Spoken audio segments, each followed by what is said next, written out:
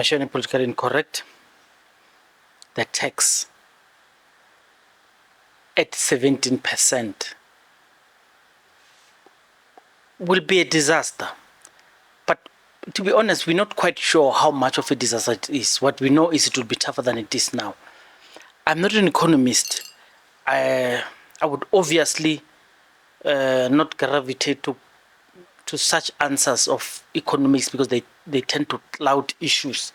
And when such happens, I would ordinarily want to talk to people who are, how can I put it, people who are civil society organizations. And let me speak to LASCA just to hear what the impact would be and not complicate things.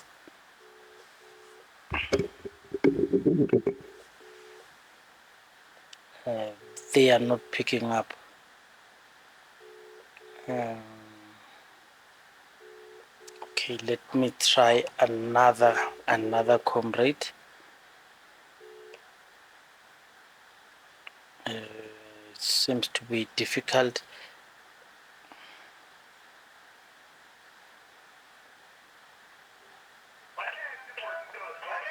Ish. I'm sorry, I'm just deliberately taking out the music away from the...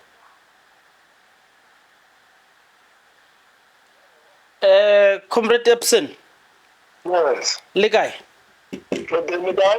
Reteng Mashani politically incorrect. You are on the podcast. I just want to hear your views, man. Please just remind our audience or Epson Kamang, give us your full names and the organization you represent. Yeah, no, Epson Makau is the General Secretary of Sebatakgomo Civic Movement. So Sebatakgomo Civic Movement is a movement that is in Gauteng, Limpopo and Mpumalanga, but also other areas of Northwest. Okay. Yes, apart to say in my other capacity and also the leader of this part of South Africa. And here I'm speaking as the General Secretary of Sebatakgomo Civil Movement. Thank you, Comrade Epson Makaung. Should we say you are a former SACP or that you have taken off that cap? No, I'm the former Secretary of SACP in Greater Tshwane and also the former Secretary of COSATU in Greater Tshwane. Thank you very much. The issues that we're going to iron out today are very difficult for economists. All I know, but you are more on the ground than I am. You deal with issues in Mamelodi where on a daily basis and on a yearly basis when there are budget increments, you see how the life of our people gets impacted every year. Can you kindly just take us through what do you make of this fracas in Parliament? What do you read from what happened today? Now, maybe let me start on what happened in some yesterdays. You will remember the tax. Around 1991, it was 13%. But when National Party government increased it from 13 to 14%, it was an outcry in South Africa.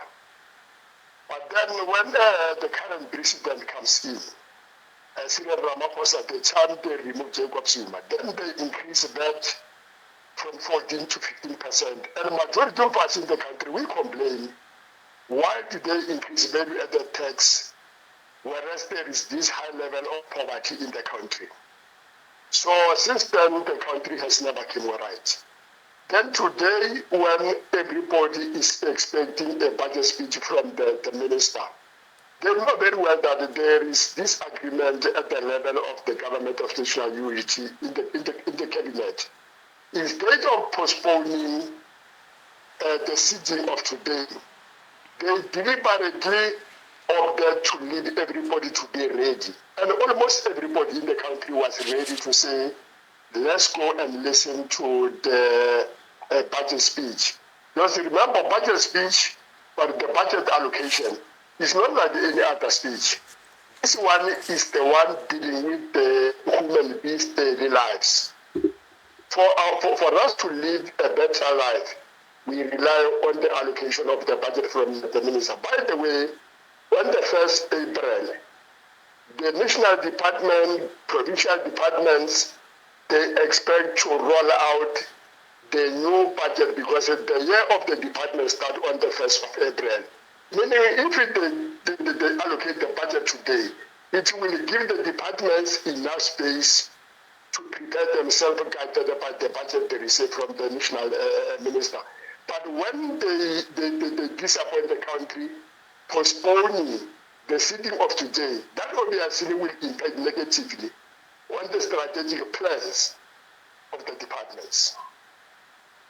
So, bread butter issues, let's minimize it to a person on the street. I've in the past struggled with explaining to someone that if bread is this much, if bread is 10 rands, if they put value added tax, because currently now bread is around 20 rands. If you put 17%, it's no longer going to be this, it's going to be that. And I don't want to do that because the problem with that is there are other added charges on those things because people who sell bread are not entirely all of them regulated. For example, we've got problem with spaza shop. Those people don't have our interest at heart. They bring in commodities into township. They put their own markup. They're not even regulated.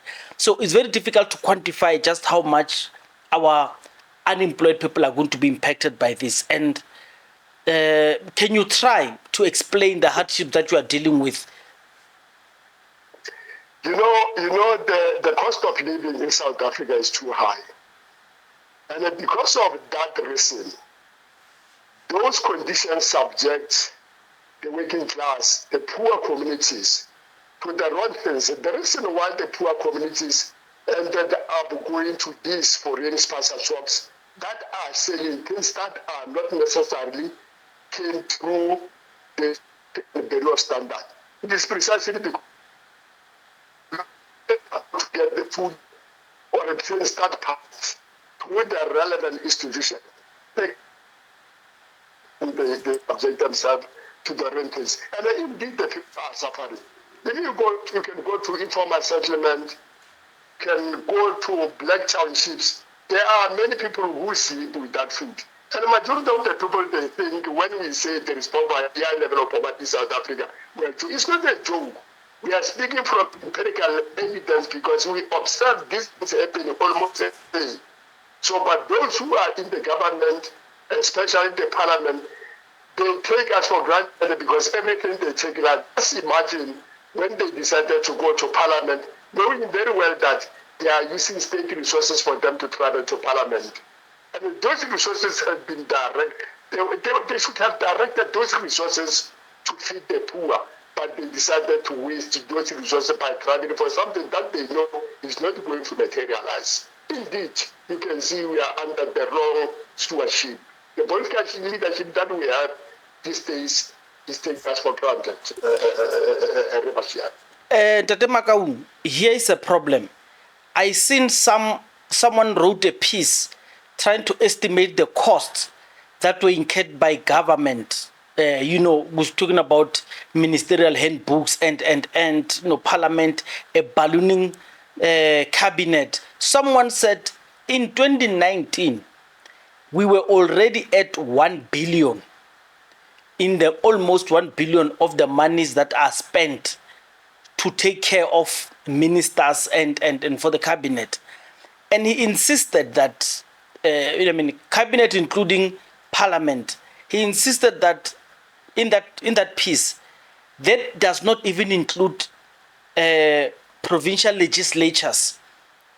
And if that is to be included, that money will be above 1 billion that was in 2019. So you could imagine now there are a lot of people and the money is more, and Ramaphosa, knowing very well that he has done the sin with the VAT by increasing it to 15%, he also topped it by, by ballooning further the executive by making more deputy ministers, sometimes he would even double.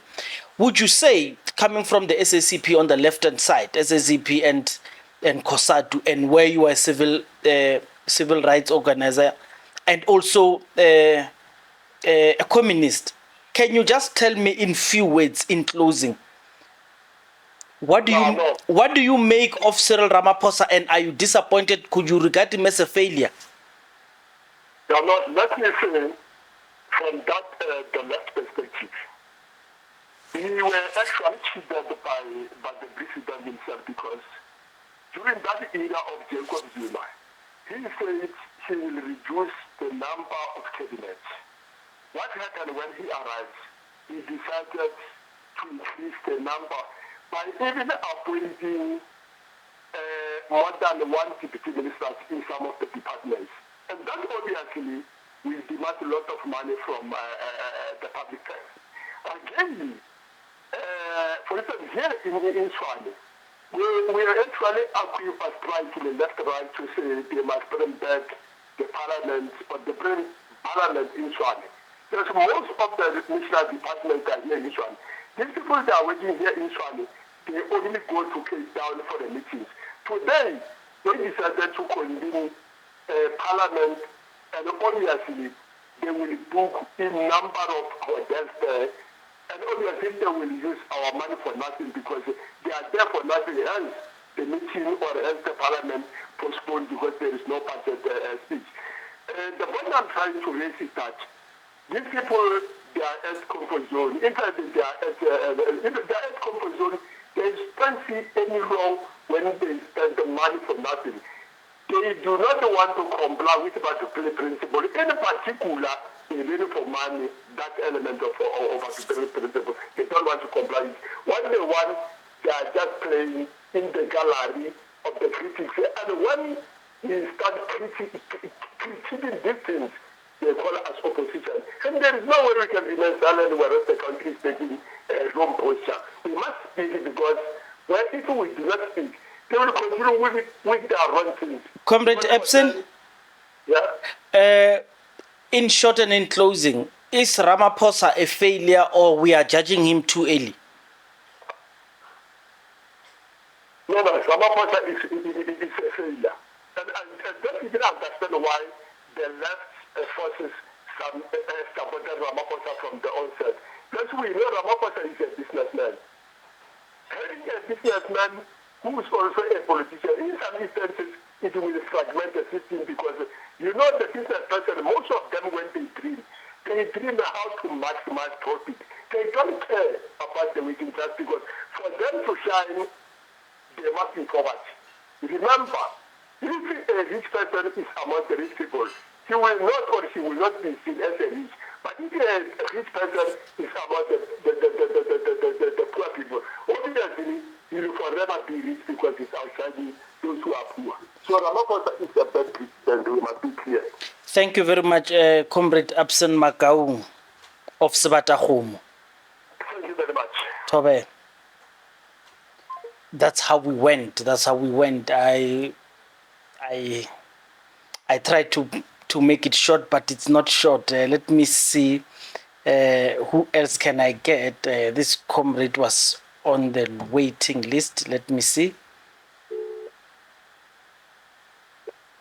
Mr. Mashia. Commander, morning. Hey, morning, Commander. Let's hit it up. Are you disappointed? Are you happy? Are you? What do you feel about the postponed and budget speech and the cost incurred and the possible 17% VAT that is coming? First and foremost, Mr. Mashiane, I'm very much concerned about how these things are going now, the direction the country is taking. First and foremost, it is provided in PMFA, Yes. or they can postpone, maybe to up to 18 days, I think. I'm not too sure about the days, but it is provided by law, or they can actually postpone. But this one, when you look at it on the flip side, it's more of politics than It's like Tsepo? Tsepo?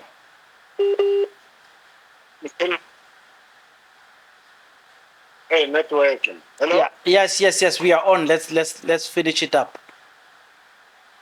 Yeah, I'm saying by logic, it's understandable hormone this is provided for, ne? Yes. But I'm worried about this GNU. Many things are going to be, the country's collapsing. Let us be blunt about it. Mm. The country's collapsing because of this sugar-coated GNU, which is a coalition, which is very toxic. Mm. I'm very, very much disappointed because we saw this coming. I mean, look at the NHI, the Bella Act, the land expropriation, Trump, Trump. It shows that at some point we will see this reaction. This is more of politics. Yes, in law it is provided. I mean, if you check PMFA, you will see what it is provided. But this is done deliberately. But now, the worst person who's going to be affected is me and you, who are the residents and taxpayers of this country. I was speaking with a former MMC in the city of Tshwane.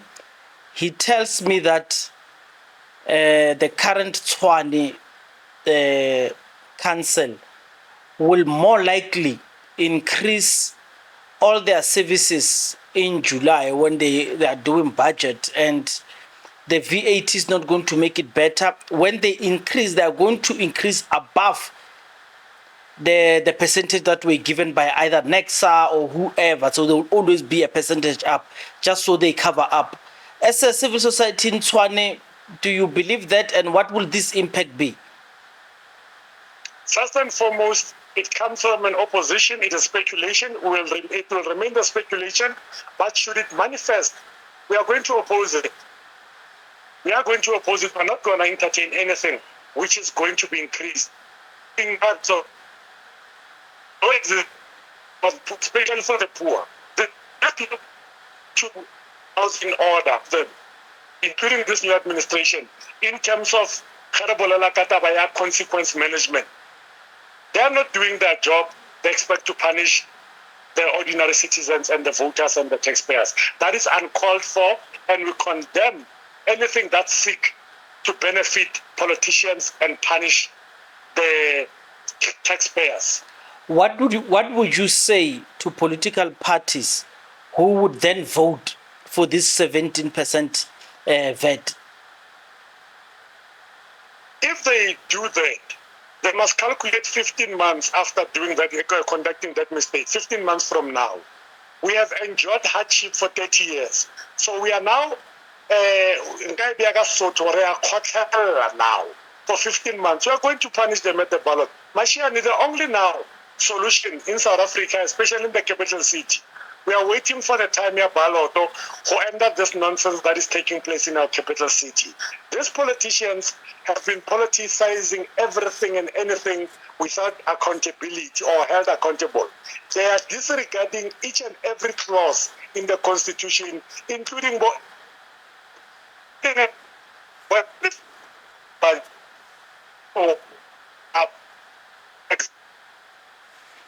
LASCA. Hello? Man, the network is struggling. The weather is not good. Yeah, sure. Can you hear me? Yeah, no, I can hear you now. The weather is not good. They mustn't politicize everything and anything. Otherwise, the ballot will punish them because people are poor. They don't want to do consequence management. They don't want to apply anything that it's recommended by the AG. So we are not going to allow any political party to politicize this issue. We cannot allow any increases on anything. The economy is very bad as we speak. So they must tread carefully because we as the ratepayers and taxpayers, we plead with them to do the honorable thing and think twice before increasing anything. Commander, morning.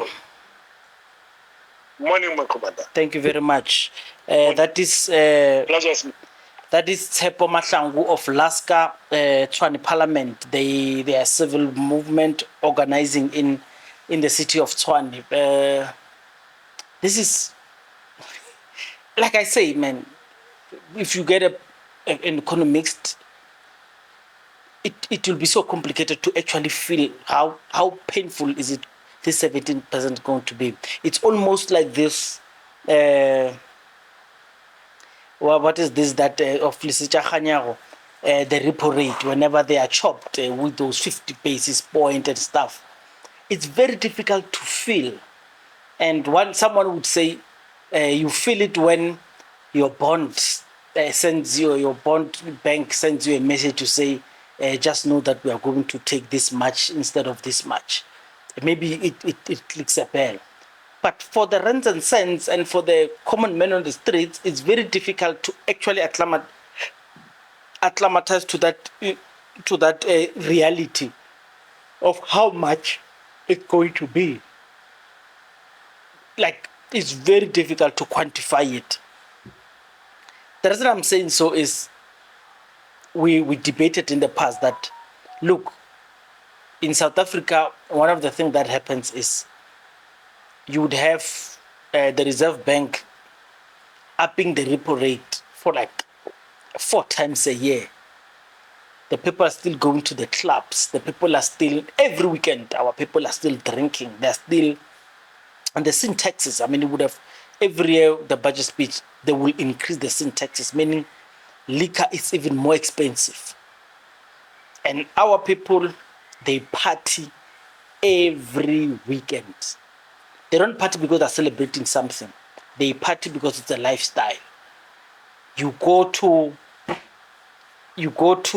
what is this? To these clubs. You check the bills. And I know you're going to say money laundering, SARS must come in and stuff, because some of the things are ridiculous.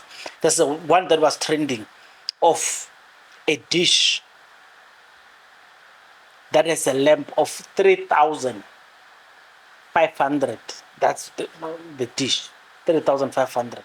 So comrades were saying, Anoma, this thing is, the dish itself, it's worth a full ship. But look, it's what it is. Just tell me, how does it make you feel? Are South Africans going to feel it?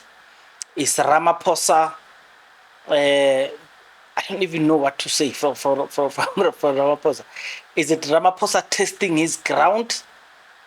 And if the GNU agrees and Unkwa and UDM does not agree, are they the ones who are not agreeing in the GNU? It's very difficult to fathom. But what I'm going to do, I'm just going to drop a clip from Parliament of South Africa just so you could hear.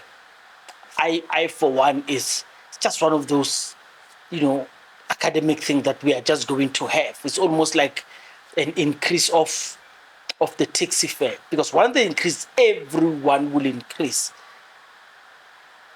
Everyone will increase. The legacy of Cyril Ramaphosa would be, he took 14, he made it 15, from 15% VAT, he made it 17.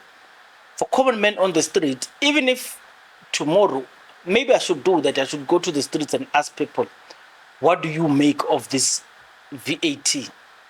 What is even value-added tax? What does it even mean? Which commodities are included in the VAT? All of those things, you might think because you have studied, you understand them well. To us, common men on the streets, it's just too much English. And when we feel it is when we run out of money. Machine political incorrect, I try to make it as simple as possible. And I bet an economist would have made sense to a lot of you. But to the wider audience out there, maybe not. Thank you very much.